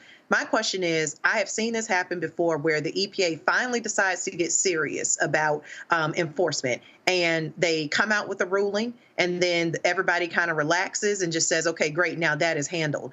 My question is, what is your, does RISE, your organization, have plans to make sure that you continue to show community support and keep the pressure to say, hey, listen, EPA, you made this ruling, do not go back on it. I don't care what these leaders say, people want to live. Do you have plans, and how can we support you in keeping the pressure on to make sure that nobody walks back on their word? For example, EPA is supposed to monitor the air monitor that EPA gave us. LDEQ is the one that put the monitor up in St. James. We asked EPA to put in their rulings that we can evaluate these industries ourselves. We don't need LDQ to tell us. We want to have first access to this data and to these emissions. We're going to keep an eye on this monitor, and we're going to keep an eye on what LDQ is saying about these monitors. When so-and-so go over the limit, we want to see if LDQ going to do something about it. And if they don't do something about it, we're going to do something about it. We, as the citizens, the people, we're going to come together and do something about it. And we will report every little detail to EPA. That's the only thing we have. But we, as the citizens, we have to do the work ourselves. Just like you say, I shouldn't have to do this. But I'm taking my life to do the work to save the lives of the people in my community and save my life also. So LDQ, we're going to hold them accountable. We are tired. We're tired of being sick and tired of what they are doing to us. It looked like they want this whole area wiped out. We were told that centuries ago that this area where I live is going to be all industrial. But 2018, that brought a change. No, it's not going to be all industrial. We want our town back, and we are fighting. And we're going to see to make sure that these industries are held accountable. And if they can't follow the rules, we're going to get on LDQ. And if LDQ is not doing it, we're going to EPA. Well, ma'am, you deserve every accolation. You deserve every single accolation possible for the work that you're doing. And I do want to catch just the end of that question again. What can we do to support RISE, your organization? We have a petition out to President Biden. We already had 96,000 signatures. And we want you all to bring awareness to what's going on. Help us to get the word out. We want the world to know that we are being poisoned. We want the world to know that we want to live, and we want to live a happy, productive life. When my community, children might wind up dying in their teens and their early 20s because of all this pollution if it don't stop. And we have a 200-foot mound on the East Bank. And if, just like they said, if a hurricane would come, it would knock that mound over. The field would go, is called a Jemison stockpile with radioactive water, wastewater from Mosaic. It's been there, it leaks into the soil, and it's there. If a hurricane come and knock it down, it's going to go into the river, into our drinking water. Our river's already polluted with chemicals. And it's going to be more chemicals. It's going to affect New Orleans area also. So We have issues all around us about these industries, and they're still polluting us. But we need help by getting the word out. We want to do an action. We want to make more people aware, and we want people to help us to clean up this air so we could breathe clean air and go back to planting a garden again. But there's a petition on our website.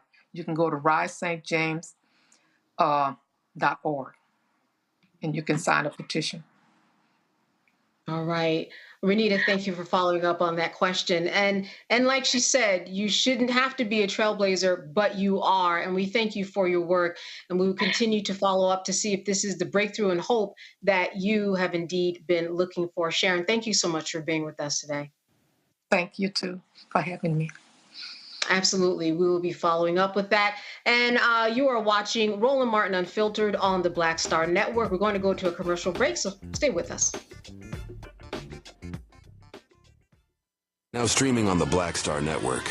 I was just in my backyard. I was manifesting about life. I said, I would love to come back because it was a great time, and these kids need that right now. They need that male role model in the schools, I think. Even on the TV. Yeah. Because people are scared to go into the high schools. You know, the high school, you know what I mean? I would love to bring it back, and I think we can bring it back. What do you think? I think we'll ask the people. I want to ask your people. We'll do a poll. Y'all want to hang a Mr. Cooper? Yeah, I say let's go. We all look good. You know, Holly looked good. You know, Raven looked the same. Marquise, Don Lewis. It'd be funny to have the bullshit you see out there on TV now. God damn. What the fuck? What happened to TV? Damn. It's some... I'm like, oh my God.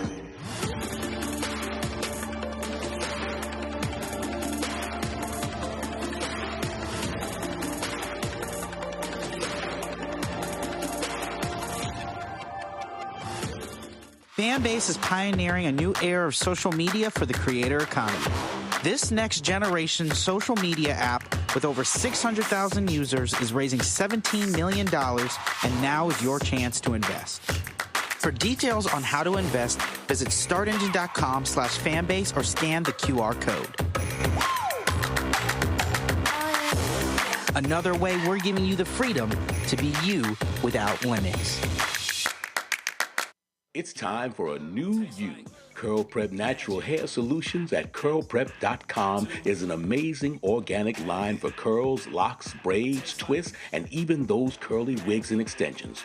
Women, men, and children are loving this line. People line up to see this product in action at hair shows, and when they take a seat and try it, they don't believe it's their hair. Remove the ouch factor for your child, too. Buy at curlprep.com. Hey, yo, what's up? It's Mr. Dalvin right here. What's up? This is KC. Sitting here representing the JODECI. That's Jodeci. Right here on Roland Martin Unfiltered.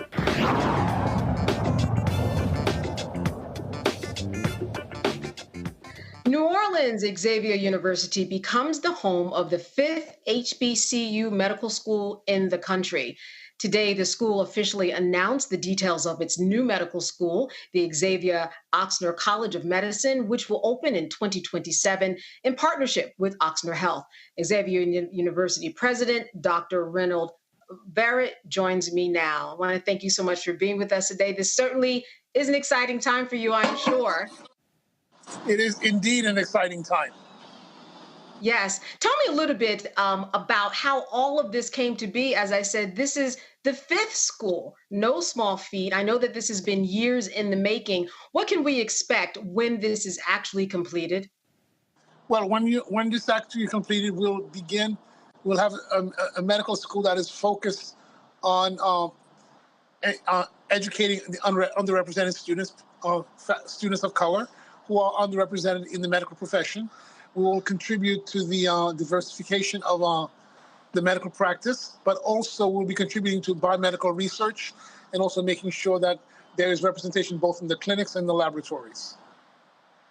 And from what I understand, this is an osteopathic school. Explain to people. No, it is an allopathic. It is an allopathic school. Allopathic school. What exactly does that mean for people who may not know? Well, there are two approaches to medical education.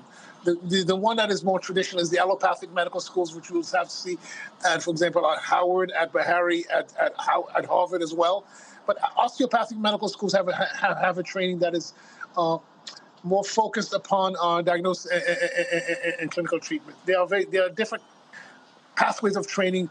Both lead to residencies and licenses to practice.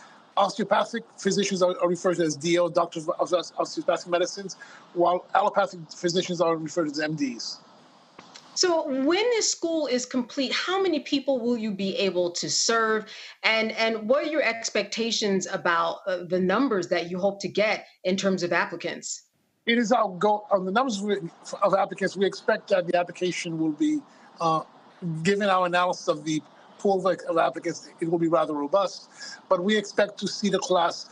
Our goal is to reach a maximum probably of 100 students per class. But initially, we'll probably be getting somewhere around half that. But that is still in the planning work because we are working on the accreditation documents right now. Yes, and this is no small feat, as I said. It is quite a process to get any program approved, let alone a medical school. What has the build up and lead up been like so far to this point? Well, the build up has been first. It began in conversations that began several years ago, even before the pandemic, where we contemplated a partnership with Oxford, but then the pandemic interfered and other things interfered. We began sitting down seriously to do the formal planning for an agreement about a year and a half ago. And that work included a master affiliation agreement where basically Oxford brought to us the availability of guaranteeing clinical sites for the education of our students, which in the clinical sites are essential determinants. And and what we have to create is an agreement of how we fund the medical school and also how we would actually make sure that the structure of the medical school is one that would survive my presidency and the leadership at Oxford, so that we have something that will survive and be of long standing. So we were meeting almost, I'd say almost weekly.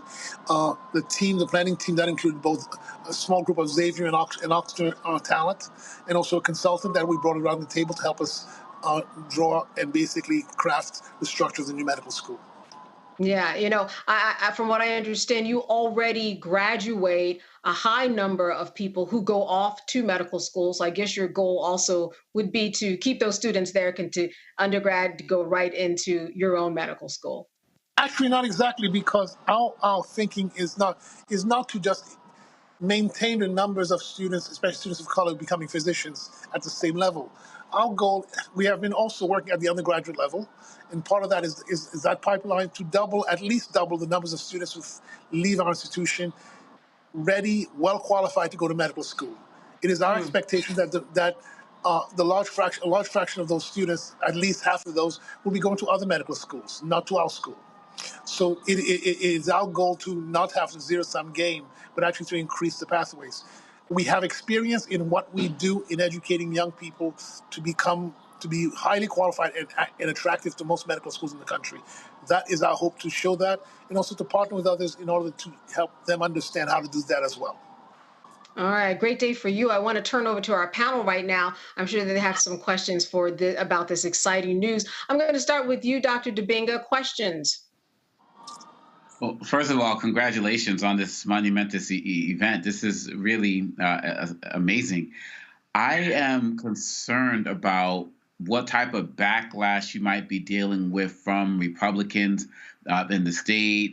They're going after Howard Medical School and other places, and their attacks on anything relating to DEI. Have you experienced any backlash on that, or are you even concerned about that? I apologize. The fire engine coming back. No, we have not experienced any backlash in our state at this point that we're aware of. Our medical school our undergraduate programs are easily within the law, because we have not been let's put it, we have admitted any students who qualify. What we do as an HBCU, we have a pool of students who come to us because they wish to, and the majority of the students are from the underrepresented groups. But Xavier and also many of the HBCUs, including Howe, have not excluded students on the basis of race. So we are not in violation of the even the current ruling from the Supreme Court. Renita. Well, congratulations on the newly coming medical school in 2027. My question is this the first effort to get a medical school of this sort? Is this the first effort in the state for this? In the state, yes, and in the Gulf region, in the South, yes. It is the first in our region. All right, Dr. Malveaux, a question for Dr. Verrick. Brother President, first of all, congratulations and thank you for the work you're doing in expanding the pool of African-American physicians now with like 2%, 2.2%. It really needs to expand. I was a dear friend of Dr. Francis, your former president. He was my mom's classmate at Xavier a bazillion years ago. I want to just drill down. Xavier is well known, very well known for producing doctors, pharmacists, and all of that. And so that's been a noted accomplishment.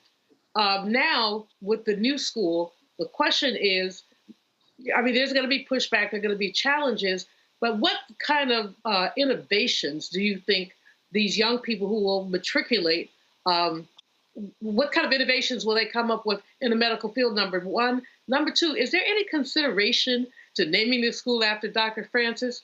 And number three, are there going to be corporate influences that may cause Black people to be used as guinea pigs or something? Corporate people want research, but is that research going to benefit us? I'm just devil's advocate. Where are the fireworks? Well, and I'm going to ask you to come back to me because there are several questions there, and I want to greet you as my fellow sister from MIT. It's good to meet you again. See you again. Thank you. The first piece is that the innovations that we have, given that we are beginning with a blank slate, we're able to innovate on curriculum and to make sure that our students, for example, understand what health equity means, what are the challenges to health disparities, also how to practice as empathic physicians in a number of settings, because that's an important piece. Because you want physicians who can not only practice, but also play an important role in shaping American medicine to respond and serve all Americans, not just some Americans. If you understand what I mean, it is important. It is important that we do that. I do not. The notion that corporate sectors could use Black people as guinea pigs, I think, is speculative as best, because essentially I think it is the clinicians and the faculty themselves who are the ones who determine what could be included within their research, and also to have important human subjects protections that actually make sure that people not only understand, have informed consent, and that populations are not used. And I can say that the only protection against that is to have robust human protections that did not exist in the 1950s, and that only came into being in the late 60s and 70s after Tuskegee, after Patuxent, after many places where human beings were being used without their knowledge or not giving or their dignity not respected. All right, Dr. Verrick, congratulations. There was another question. I'm not sure what it was. Go ahead. Oh, what was that third question? Part three? No, I was wondering if there's any consideration to naming something at the new medical school after Dr. Francis. Yes. Well, that's premature, because clearly that the naming of the medical school is a fundraising consideration. I think that's the piece that we have to actually think about, because it's important that we have resources to make the medical school affordable for students who are not the wealthiest students but have talent and ability, and so therefore the considerations actually of what resources are brought to bear, and that's the naming opportunity. So I would not venture to that space at this point. It's important that we raise funds to support the students who deserve to be at the medical school. All right, Dr. Verrick, congratulations. 2027, I know can't come soon enough for you. We will look forward to that. Very good to see you. Thanks for being with us. You're quite welcome. All right, more with Roland Martin Unfiltered. When we come back, stay with us. Going right to a commercial, and we'll see you on the other side. First, President Barack Obama's road to the White House. We got about 500 copies of the book available. And so this actually is all of the coverage of the 2008 election. But the other thing is this here. I talked to folks like Malik Yoba, Hill Harper, Erica Alexander, Kevin Lau, Spike Lee, Tatiana Ali. But there's a lot of behind-the-scenes stuff in here as well, where I talked about some of the stuff that went down at CNN. Also, when you go through here, a lot of the photos that you see in here, photos that I actually shot, photos that were my time at CNN. And so what I decided to do, because one, I published the book and I own it myself, is that so I said, you know what, I'm going to slash the price to $10. And so we're going to have shipping and handling $5.99. I'm going to personally autograph every copy. I'm not reprinting the book. So once we are sold out of these 500, that's it. They're gone. So you can go to RolandSMartin.com/the-first to get a copy of this book. Everybody who orders this book through the website, not on Amazon, only through RolandSMartin.com, I will personally autograph and mail you a copy of this book. It's all of the coverage, the actual interviews that I did with him. And just to show you, of course, when it came out, there's actually even in here the interviews that I did with him and Michelle Obama, which won TV One Cable Network's his first 2 NAACP Image Awards. And so all of that for $10. Shipping and handling is $5.99. So go to RolandSMartin.com the first and order your copy today. Fanbase is pioneering a new era of social media for the creator economy.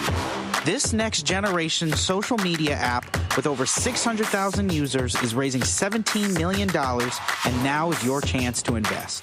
For details on how to invest, visit startengine.com/fanbase or scan the QR code. Another way we're giving you the freedom to be you without limits. What's up, y'all? This is Wendell Haskins, a.k.a. Win Hogan at the Original T Golf Classic. And you know I watch Roland Martin Unfiltered.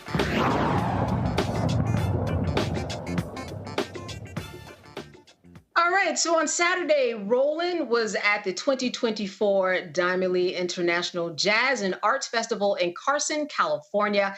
The festival is named after the state's first Black Lieutenant Governor, Mervyn M. Dymally. Roland caught up with Dr. Anthony Samad, the executive director of the Mervyn Dymally African American Political and Economic Institute, to discuss the importance of the festival. In my country. All right, Anthony, so this is the 5th annual Dymally Jazz Festival. What's the purpose of this? What does it do? Who does it help?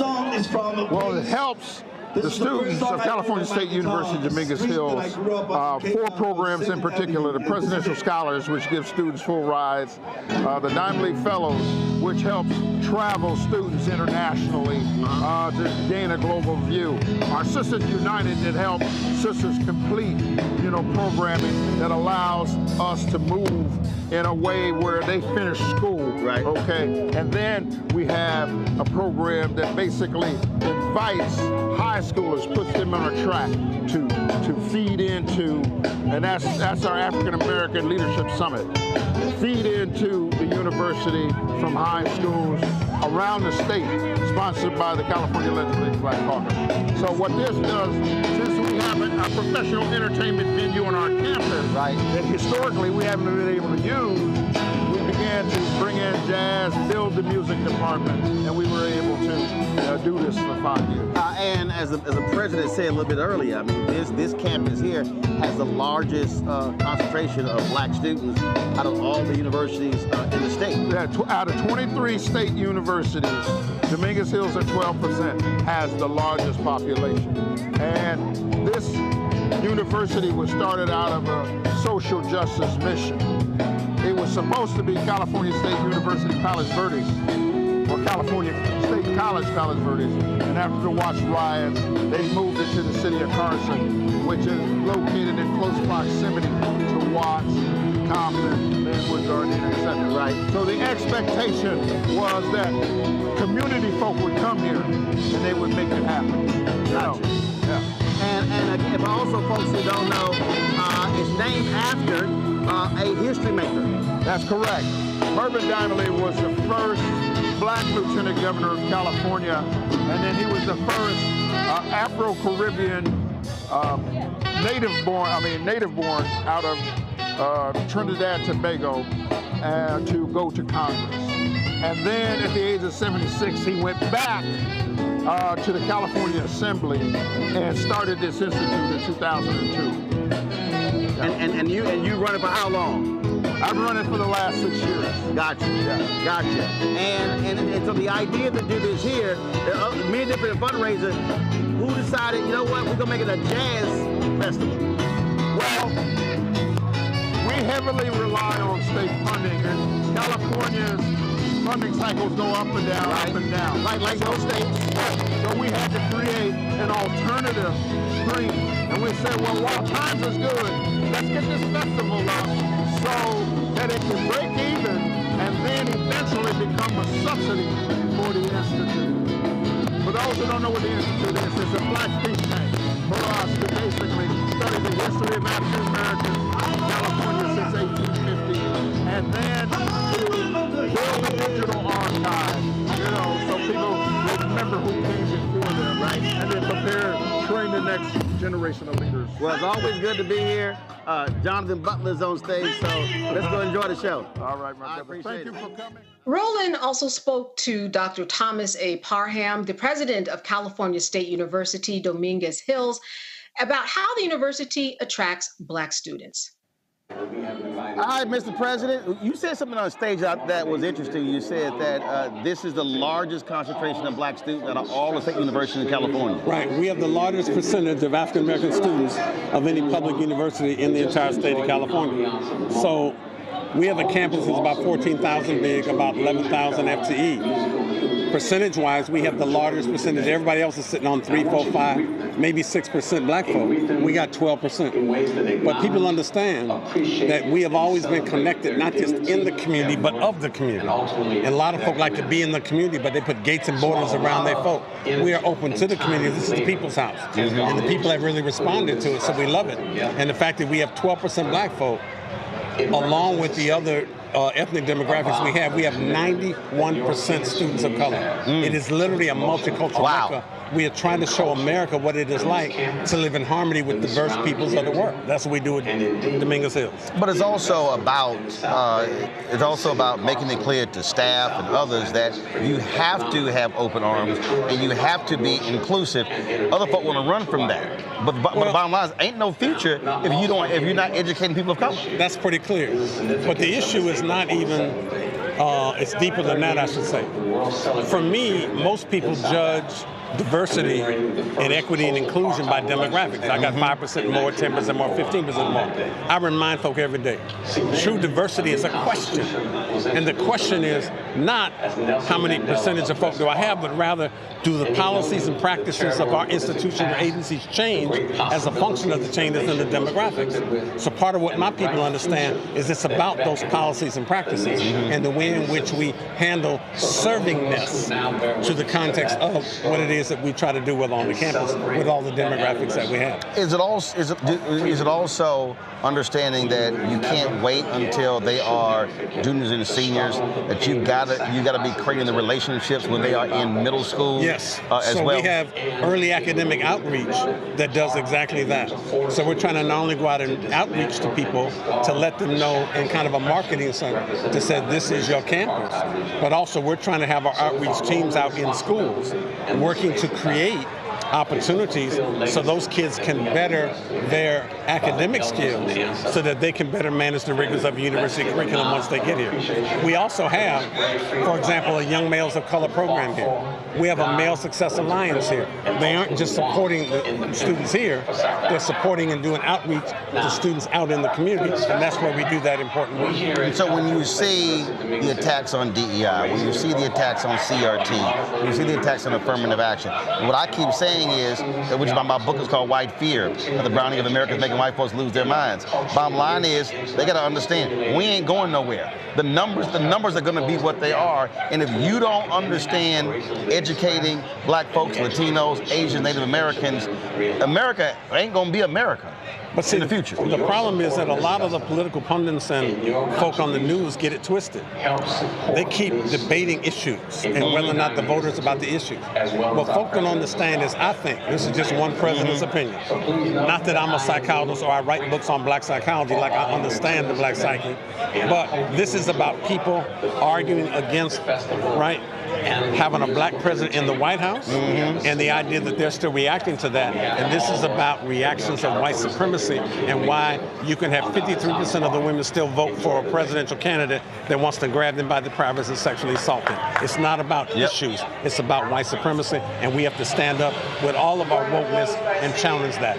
All right. I appreciate it. My pleasure, brother. All right. Thank you. Keep doing what you do. Thank you. Thanks a bunch. April 27th was the 30th anniversary of South Africa's Freedom Day. It's the day that the country commemorates the first democratic election in 1994 that officially ended the racial segregation and the oppression of apartheid. Nelson Mandela became president. Well, South African singer, songwriter, and guitarist Jonathan Butler took a moment to reflect on that historic moment at the festival. So today is a significant day for South Africa, April 27th. Yeah. What does that mean for you today? Well, I mean, think about it. 30 years anniversary of democracy. 30 years ago, I could not enter into white places. I couldn't marry somebody that was of a different color. I couldn't live on the side of the street. It was 30 years ago. It wasn't, talk about 100 years, it was about 30 years ago. Right. So much has happened in our country that to me has made me even more proud, because there's a lot of issues that we still face, in our townships and in our democracy. But what we've accomplished in 30 years is amazing. It's amazing. It really is a rainbow nation. And it's due to, for me, it's due to Desmond Tutu. It's due to Tata Mandela. It's due to Walter Sisulu, Thabo Mbeki. These guys have just been tremendous in how we've become a society that, in ways that I can't explain it, can exist with each other, whether you're Muslim or Christian, whether you're Jewish or, but the joy of knowing that in 30 years we've accomplished so much, it's been a struggle. Right. It's been a struggle. A few years ago, I interviewed Winnie Mandela, and one of the things that she had to remind folks, she said, people keep talking about, educationally, economically. She said, but people forget the young people. She said the literacy rates are so high because the young folk, they were fighting apartheid. They were in the streets. They were not in the class. No. I mean, if you were, think about 30 years ago again, the police were shooting kids who were going to school and coming out of school. So when you are fighting in the struggle, I think about my own life in that way. Since I was 5 years old, I was working for my parents who were poor. My wife asked me today, if you had to think about what would you change in your life? I said, well, I would probably like to have had an education. I would have liked to have an education because it would have done so much for me in so many other ways. But it's passed on to my children. I've been, through God's blessing, I was able to educate my kids. And so to hear them talk about the political situations in America and South Africa is a deep thing for me. It's a fulfillment that they were listening. They were watching what was happening to me as their father in South Africa.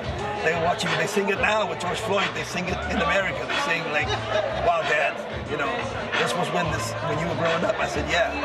That's why it's such an impact and a trigger. Gotta ask you this here. Afrobeats is now huge in this country. And it's not just Nigerian. It's the sound of Nigerian. It's Kenya. It's Ghana. It's South Africa. Zimbabwe. Just talk about for you, just how that sound is now global, and people are now celebrating African artists from different countries and that music. Hey, my brother, I'm going to tell you, Africa is the new world. It's the new world when it comes to music, culture, fashion, because I've been tapping into this since I came to the country 30 years ago, but to hear it coming full circle and full blast, whether you're Beyonce or whoever you are, They want that. They want to come home, and I think it says so much about what we had to go through during the COVID period. Because during COVID, the lockdown, the DJs had to create inside of the house. So the house party was where this music was created. So it's amazing. I'm very proud. Very proud. All right. My brother, it's always good to see you. You too, man. I appreciate it. And I love my golf game. Good luck. We got to get out and hit it again. You're the only brother that plays your music as loud as you can. And I'm like, is your brother crazy? Hey, listen, I'm going to have my music on the golf course. I can't do quiet golf. I'm like they were Joe Albright, man. He's playing it. Man, we'd be kicked off this. No, my stuff ain't. I don't play it low. No. I believe in maximum volume. I love it. We got to do it again. Yes, I would. My brother, I appreciate it. All right. Good to see you. You too, my brother. I just want to take a couple of minutes before we end the show to talk about Freedom Day. You know, 1994, Nelson Mandela being elected the president is really one of those times that I think we probably all have fond memories of. I can remember going throngs of thousands of people just to get a peek at him speak, and it was worth all of it. Dr. Malveaux, what do you remember about that time of apartheid, when it came to an end, and just really the joy that people felt during that time? Of legislation in San Francisco, Proposition J, named after me, to divest city pension funds from companies doing business with South Africa. It was controversial, but it did pass. And many of us who worked on Prop J were able to go, I think he was at the Oakland Coliseum, and just being able to shake his hand. I mean, we were grinning, we were dancing. At some point, somebody handed me a press pass, which I didn't have, and I was able to get into the VIP tent for a few minutes, and somebody else put me out, but that's okay. And just to be close just to be close to the man, and to really, that was power. And San Francisco had enormous momentum. The ambassador came a couple of times before Prop J was on the ballot to try to discourage us from doing it. It was a victory, a political victory moment, just really a political victory moment, and just how sweet it is, and there were a group of economists who did some work. It was a very exhilarating time. Exhilarating. It was. Renita, take me back to that time. Do you have a thought, reflection?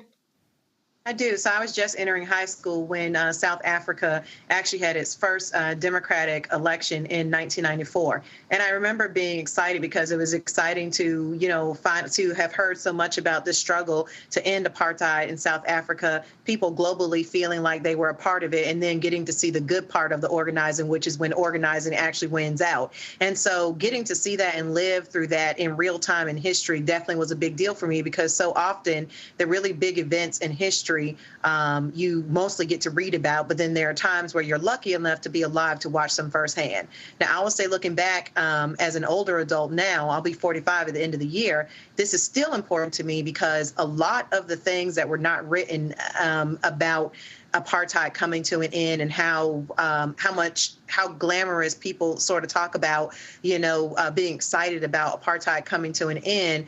A lot of what does not get translated is what we're still seeing today, which is kind of what Dr. Malveaux just mentioned, the divestment campaigns that were not popular at the time. I'm sure people were calling the leaders of those campaigns people who were stirring up trouble and forcing people to have uncomfortable conversations. And so I look at it this way as an organizer, which is that it's not long from when people go from calling something controversial, unpopular, you're stirring up trouble, to the point where you actually win, and then people seem to, act like they were in favor of it the whole time. And so that helps me as someone who always considers themselves to be an organizer, even looking at the current struggles today. And much of what is happening with Palestine is very similar in that a lot of the folks who have been speaking up are being cast in a certain light, but in the future will be looked at very differently by history. So, Dr. Dibingo, I want to wrap with you. Your reflections about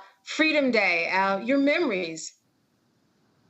Well, fighting for Nelson Mandela's freedom is my earliest recollection of being an activist. 7, 8 years old, my parents had me out there in the community hanging up posters, to demand an end to apartheid. And so I've always been connected. I've been to South Africa 8 times as a performer, as a student, as many different ways, just because I've always had that connection. I remember when Mandela was released and Archbishop Desmond Tutu dancing in the street, being so excited. And I remember when Mandela was giving his speech and my sister was actually concerned that he didn't have enough of a security bubble around him and that he was going to be assassinated. So watching that during the time, there was a certain level of terror that we had, but it didn't overshadow the joy that we were feeling, seeing a nation of Black people, by Black people and for Black people being able to emerge. And of course, there are many challenges that we can talk about that as South Africa is dealing with today. But this was a great moment. He came to Boston, to speak, and it's where I'm from, and, packed the stadium. And it was just a joyous international moment for many people around the world, but an international Black moment that I think that is going to carry anyone who lived it and experienced it. We're going to carry it with us for the rest of our lives. Yeah, absolutely. It brings a smile, I think, to all of our faces. In South Africa, when you ask someone how they are doing and they respond, the response translates into, I see you. I see you. I just want to thank all the panelists today for allowing Black people in America and on an international level to be seen through your thoughts and reflections about all the issues that are affecting us today. I want to thank Dr. Julianne Malveaux, Dr. Okongo Dibinga, and Renita Shannon, because that is it on Roland Martin Unfiltered. I also want to thank Roland Martin for allowing me to keep his seat a little bit warm. He'll be back tomorrow. We're going to close out the show with sounds from the Dymally Jazz Festival. Thanks for being with us. Holla!